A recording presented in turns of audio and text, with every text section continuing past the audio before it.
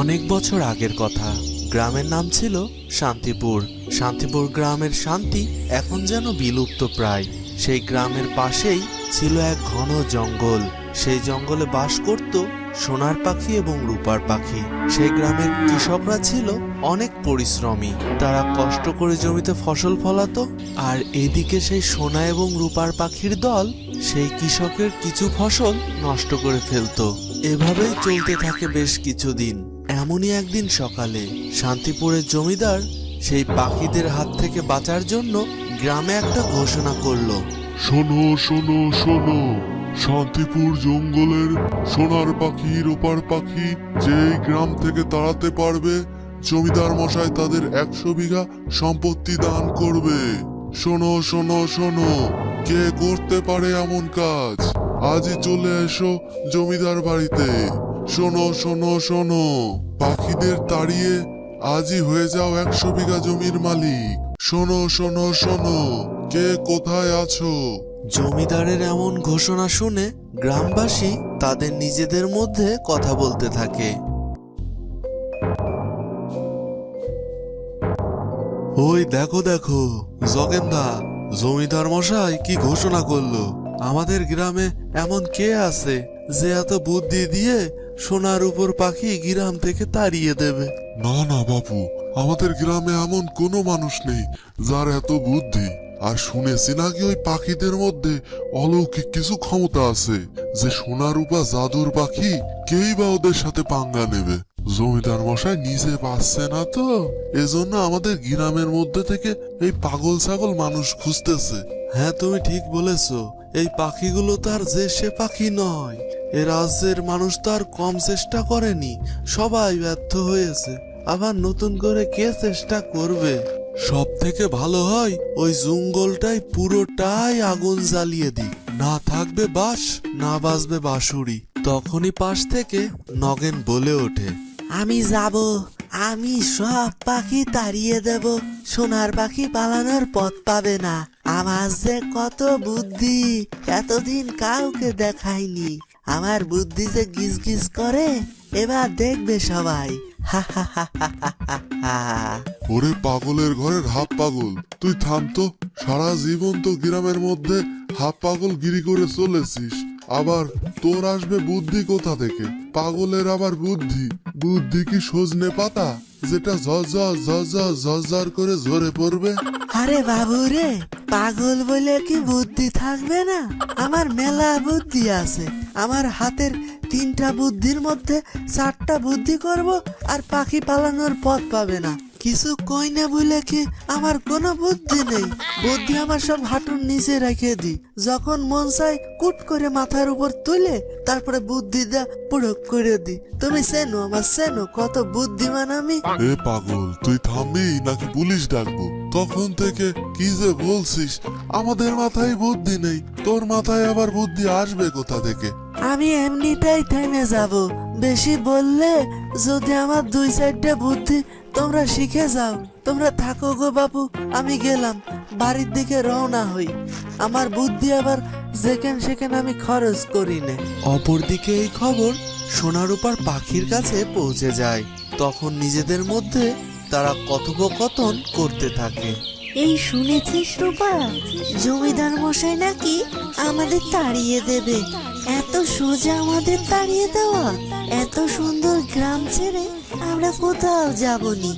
আমরা তো একটুখানি সর্ষে দানা খাই, যেটা চাষিদের মাঠেই পড়ে থাকে। তা নিয়ে এত রাজনীতি? হ্যাঁ রে সোনা, মানুষ মানেই তো রাজনীতি। আমরা না থাকলে এরা বুঝবে আমাদের কত প্রয়োজন মানুষের সমাজে। অকৃতজ্ঞ মানুষ কোথাকার। আমরা তাদের বেঁচে থাকতে সাহায্য করি, আর আমাদেরই মারতে চলে আসে এরা।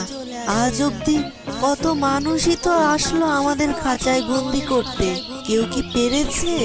আমাদেরকে সাধারণ পাখি ভাবলে এরা অবশ্যই ভুল করবে।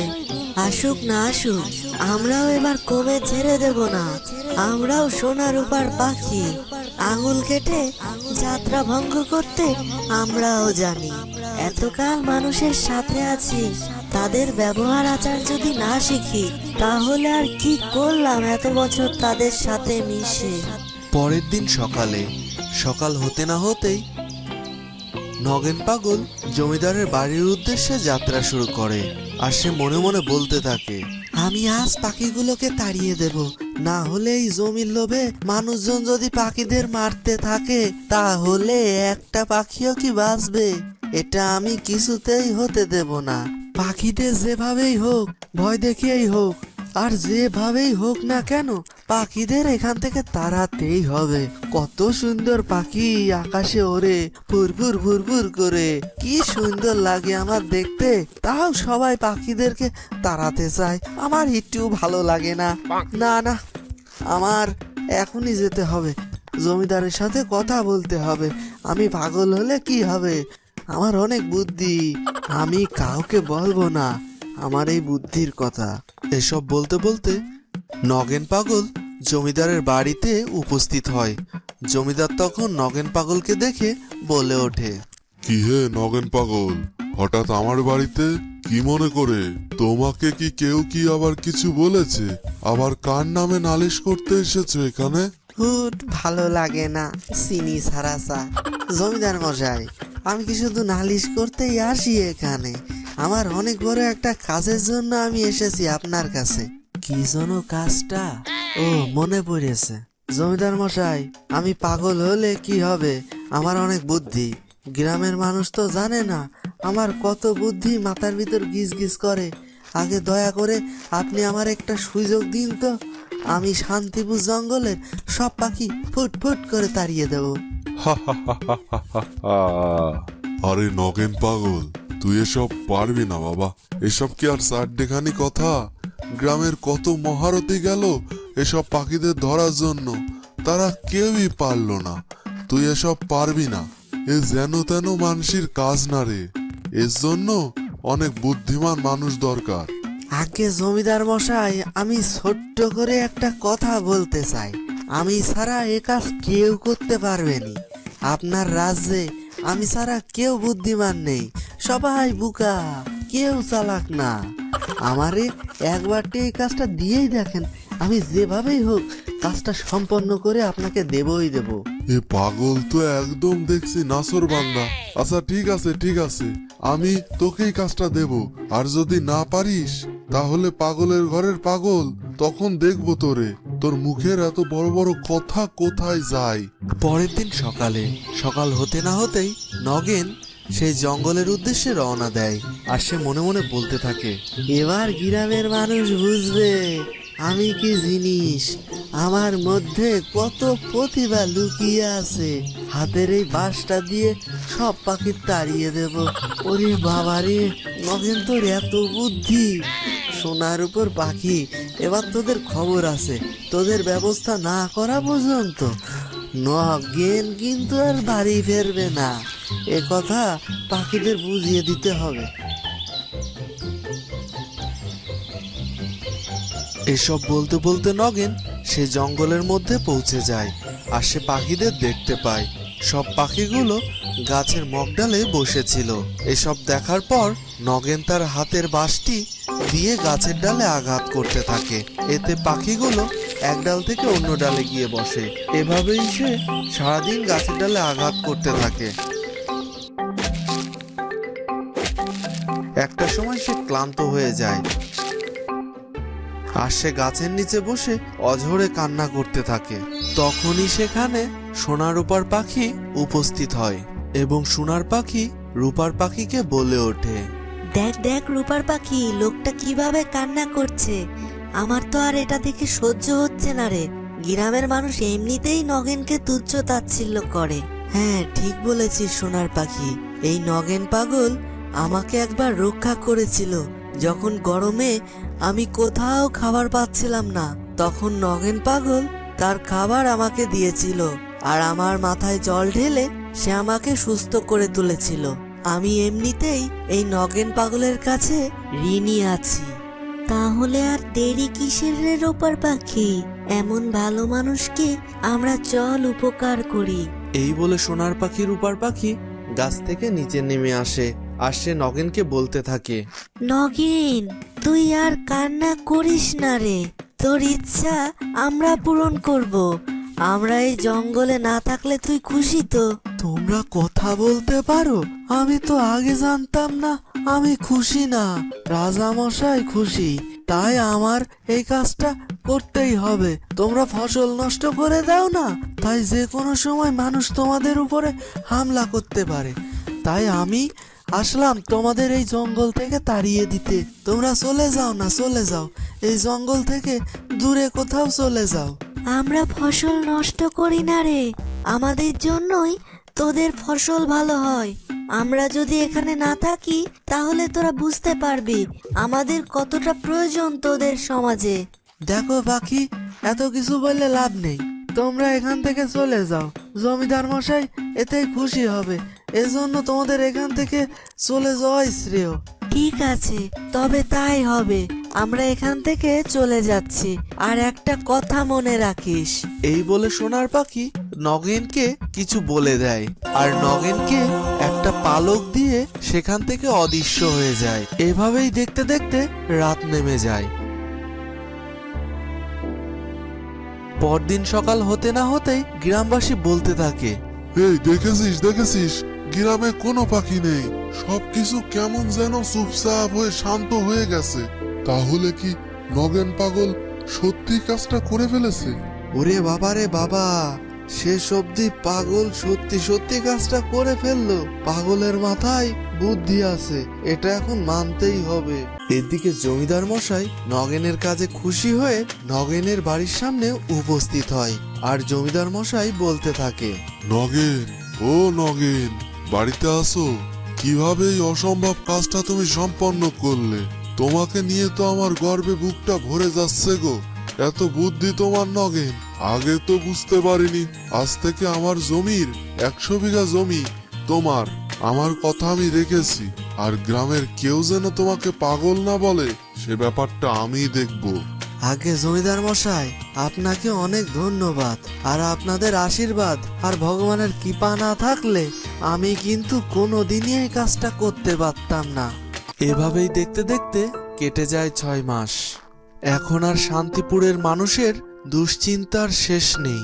এই গ্রামের পাখি না থাকায় জঙ্গলের পোকামাকড় অসংখ্য হারে বেড়ে গেছে, আর এই পোকামাকড়ের জন্য কৃষকের ফসল নষ্ট হয়ে যাচ্ছে। চারদিকে খাবারের অভাব লেগে হাহাকার করছে গ্রামবাসী। এসবের কারণেই জমিদার মশাইও চিন্তিত। হঠাৎ জমিদার মশাইয়ের মনে পড়ে সেই নগেন পাগলের কথা, যে একবার গ্রামের সকল পাখি তাড়িয়েছিল। এদিকে জমিদারের জমি পাওয়ার পর থেকে নগেন পাগলও সেই গ্রাম থেকে কোথায় যে হারিয়ে গেছে তা আজ সবার অজানা। তখনই হঠাৎ করে জমিদারের এক পাহারাদার জমিদারের সামনে উপস্থিত হয়, আর সে বলে ওঠে, জমিদার মশাই, জমিদার মশাই, নগেন পাগলের খোঁজ পাওয়া গেছে। সে আছে পূর্বের জঙ্গলে, সেখানেই একটা কুটির করে জঙ্গলেই বাস করছে সে। তখনই রাজামশাই বলে ওঠে, সত্যি বলছো পাহারাদার? সত্যি বলছো তুমি? আমার তাহলে এখনই বের হতে হবে। যেভাবেই হোক নগেনের সাথে আমার কথা বলতেই হবে। কেন সে এতদিন লাপাত্তা এই গ্রাম থেকে? কি এমন হয়েছে? এই বলে জমিদার মশাই নগেনের বাড়ির উদ্দেশ্যে যাত্রা শুরু করে। এদিকে পথে যেতে যেতে রাত নেমে যায়। পরের দিন সকাল হতে না হতেই জমিদার মশাই সেই নগেনের কুটির বাড়ির সামনেই উপস্থিত হয়। নগেন তখনই রাজামশাইকে দেখে বলে ওঠে, এ কি রাজামশাই, আপনি এখানে? কিভাবে জানলেন আপনি আমি এখানে আছি? তুমি গ্রাম থেকে হারিয়ে যাওয়ার পর থেকেই আমি চারদিকে লোক পাঠিয়েছিলাম। কেন কেন তুমি গ্রাম ছেড়ে এখানে আছো? আমাকে সব জানতে হবে। তুমি আসার পর থেকেই আমার গ্রামের কেউই আর ভালো নেই, সবাই দুশ্চিন্তাগ্রস্ত। গ্রামের ফসল, গাছপালা সব পোকামাকড় কীট পতঙ্গে খেয়ে শেষ করে ফেলছে। এভাবে চলতে থাকলে তো একদিনেই গ্রাম উজাড় হয়ে যাবে। আমি জানতাম জমিদার মশাই, আমি জানতাম এমন কিছুই হবে। এমনটাই বলেছিল সোনার পাখি রূপার পাখি আমাকে। জমিদার মশাই, একটা কথা মানতেই হবে, যত বড়ই ক্ষমতার অধিকারী হন না কেন, প্রকৃতির নিয়ম একমাত্র বিধাতা ছাড়া কেউ পরিবর্তন করতে পারে না। আর যেই পরিবর্তন করতে যায় সেটার ভালো থেকে মন্দটাই বেশি হয়। হ্যাঁ নগেন, আমার ভুল হয়েছে। বলো, এখন আমি কি করতে পারি? কি করলে আমার এই গ্রামের সবকিছু রক্ষা পাবে? তুমি বলো আমাকে। যেভাবেই হোক আমার এই গ্রামের মানুষকে বাঁচাতেই হবে। ঠিক আছে জমিদার মশাই, আপনি যেহেতু নিজের ভুল বুঝতে পেরেছেন, আমি আপনাকে অবশ্যই সাহায্য করব। এজন্য আবার সেই সোনার পাখির রূপার পাখির দলকে এই গ্রামে ফিরিয়ে আনতে হবে। প্রকৃতির নিয়মেই প্রকৃতিকে চলতে দিতে হবে। এই পাখি থাকলেই তারা আমাদের উপকার করে, এটা আমরা তো বুঝতে পারি না। তারা আমাদের সমাজের পোকামাকড় খেয়ে আমাদের ফসল হতে সাহায্য করে, তাদেরকেই আমরা ভুল বুঝি, অকারণে হত্যা করি। কিন্তু নগেন, তাদেরকে তো তুমি এক সময় তাড়িয়ে দিয়েছো। তারা কি করে আবার ফিরে আসবে এ ব্যাপারে একটু ভাবো।